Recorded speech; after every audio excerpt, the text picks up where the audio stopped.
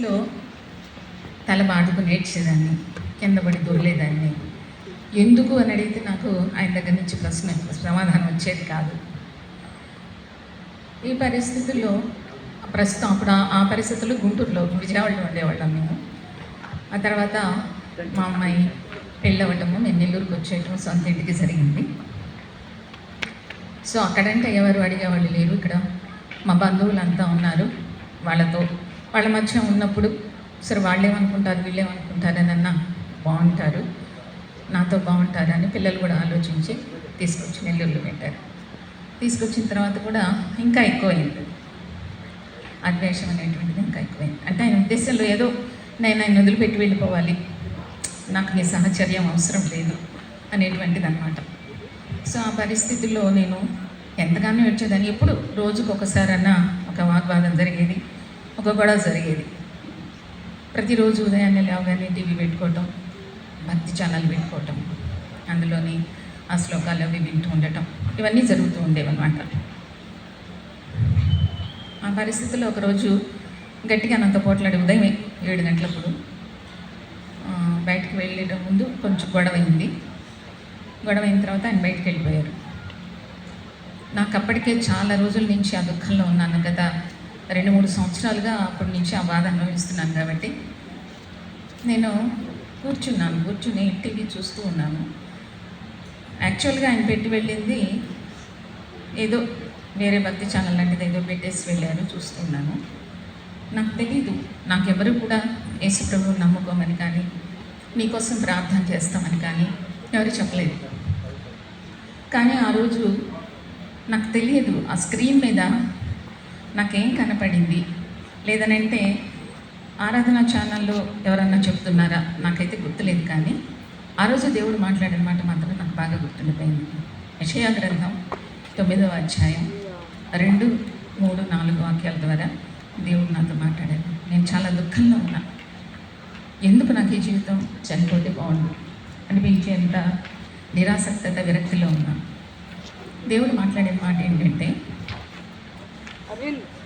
అయినను అంటే నువ్వు ఇంత వేదనలో ఉన్నా కూడా వేదన పొందిన ప్రదేశం మీద మబ్బు నిలువదు, చీకటిలో నడుచు జనులు గొప్ప వెలుగును చూచుచున్నారు అనేటువంటి వాక్యం నాకు తెలియదు. అది ఈ వాక్యం నాకు గుర్తుంది,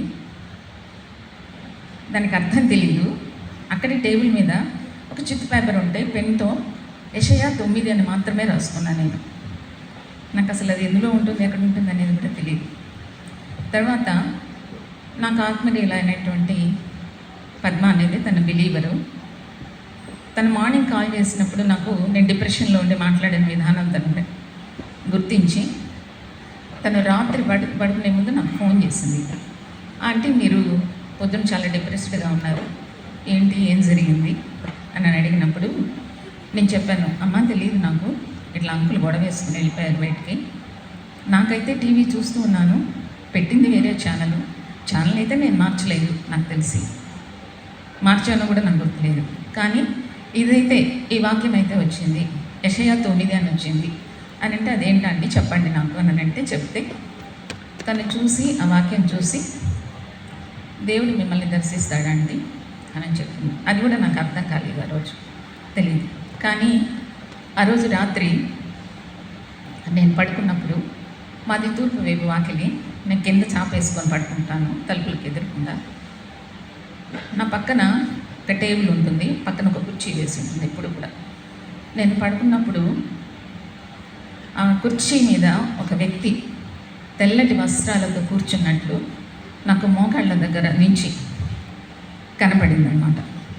ఆ వస్త్రాలు గాలికి ఊగుతున్నట్టు ఒక వ్యక్తి పూర్తిగా తెల్లటి వస్త్రాలు ధరించి కూర్చున్నట్టు నాకు దర్శనం వచ్చింది. ఆ తర్వాత నా తల వైపుగా సూర్యకిరణాలు ఇంట్లోకి ఎలాగైతే పడతాయో నాకు అలాగ అనిపించింది అన్నమాట. సో మళ్ళీ నేను అమ్మాయికి ఫోన్ చేసి నాకు ఇలా వచ్చిందమ్మా అని చెప్పినప్పుడు, అంటే మీరు బ్లెస్డ్, దేవుడు మీకు దర్శించాడు అని చెప్పినప్పుడు తర్వాత ఏం చేయాలి అనేటువంటిది కూడా నాకు తెలీదు. కానీ మనం అనుభవాల్లో ఉంటుంది కదా, పరిశుద్ధాత్మ దేవుడు ఒప్పింపజేస్తాడు అనేటువంటిది. నా తప్పులు పాపాలు ఏవైతే ఉన్నాయో అవి ఒప్పుకోవాలి అని ఎవరూ చెప్పలేదు, నాకు పరిశుద్ధాత్మ దేవుడు తెలియజేశాడు. ఏడ్చానండి. రోజంతా ఏడ్చాను. ఎక్కడెక్కడ ఎప్పుడెప్పుడు ఏవేవి చిన్నవా పెద్దవా అని కాదు, తెలిసి చేశానా తెలియక చేశానా అని కాదు, అన్నింటినీ దేవుడి ముందు పెట్టి ఒప్పుకున్నాను. తర్వాత ఒక సమస్య, తెలియకూడదు, ఇంట్లో మేనేజ్ చేయాలి, చర్చికి వెళ్ళాలి, వాక్యం వినాలి, సహవాసం ఉండాలి, ఇవన్నీ ఒక్కొక్కటిగా తెలియజేస్తూ వచ్చాడు దేవుడు. ఎక్కడికి వెళ్ళి దొంగతనంగా వెళ్ళాను. అర్ధరాత్రి లేచి ఆ అమ్మాయి నాకు బైబిల్ ఇచ్చింది. బైబిల్ అర్ధరాత్రి లేచి బైబిల్ చదువుకునేదాన్ని, అర్థమయ్యేది కాదు. ఆయన లేనప్పుడు పెట్టుకొని వినేదాన్ని, ఛానల్స్ పెట్టుకొని వినేదాన్ని, బాత్రూంలో ప్రేయర్ చేసేదాన్ని. అలా సడన్ ఒకరోజు నా భర్త నన్ను అడిగారు, బైబిల్ చదువుతున్నావా అని అడిగారు. చదువుతున్నాను అని చెప్పాను.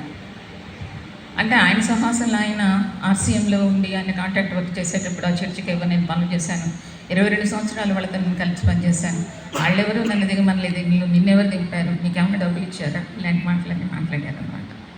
సో అదేం లేదండి నాకు, అంటే అలాంటి వాళ్ళకి చెప్పిన అర్థం కాదని చెప్పేసి అదేం కాదన్నాను. రకరకాలుగా మందిరాలకు వాక్యం సహాసం కోసం దేవుడు అటు ఇటు నన్ను తిప్పి తీసుకొచ్చి తర్వాత ఒక స్థిరంగా ఒక మందిరానికి వెళ్ళటానికి దేవుడు చూపించాడు. ఈ ప్రాసెస్లో నడుస్తూ ఉన్నప్పుడు ఫస్ట్ నేను దేవుని నమ్ముకున్న తర్వాత 2014లో నేను దేవుని నమ్ముకుంది. నవంబర్ ఫస్ట్ వినాయక చవితి పండుగ వచ్చింది. తెలుసు కదా మనకి, వెళ్తాము, చేస్తాము, వాళ్ళు అన్నీ తీసుకొస్తాము. ఆయన కావాలని నన్ను పిలిచారు. వెళ్ళి విగ్రహం తీసుకొద్దాం రమ్మని చెప్పి, నేనైతే రానండి అని చెప్పాను. ఆ రోజు చాలా పెద్ద గొడవ అయింది. సరే ఆయన పాటికి ఆయన పూజలు ఏవో ఆయన చేసుకుని వెళ్ళిపోయారు. ఆ తర్వాత ఒకరోజు నేను ఊరు వెళ్ళి వచ్చేటప్పటికి నాకు సంబంధించిన వస్తువులు, నా బుక్స్, నా బట్టలు అన్నీ బయట విసిరేసి నువ్వు ఇంట్లో ఉండక్కర్లేదు, వెళ్ళిపోవని చెప్పారనమాట. మేడ మీద ఉంటాం మేము, మేడ మీద నుంచి బైబిల్ రోడ్డు మీదకి విసిరేశారు. సరే వెళ్ళి తెచ్చుకొని ఏం మాట్లాడలేదు. నేను స్థిరంగా నిలబడ్డాను. దేవుడిని అడిగాను, నేను నిలబడలేదు, దేవుడు నిలబెట్టాడు. ఎన్ని పరిస్థితుల్లో ఉన్నా కూడా దేవుడి తోడు అనేటువంటిది నాకు ఉంది. ఆ నెమ్మది, సమాధానం ఎప్పుడైతే నాకు దేవా నాకు ఈ సమాధానం లేదు, నాకు ఎవరిస్తారు ఈ సమస్య నుంచి విడుదల అన్నప్పుడు, ఆ అసమాధాన స్థితి, అస్థిమితం ఎలా ఉండిందో దేవుడు నాకు దర్శనం ఇచ్చి మాట్లాడిన తర్వాత అంత స్థిమితం అనేటువంటిది నాకు వచ్చింది, సమాధానం.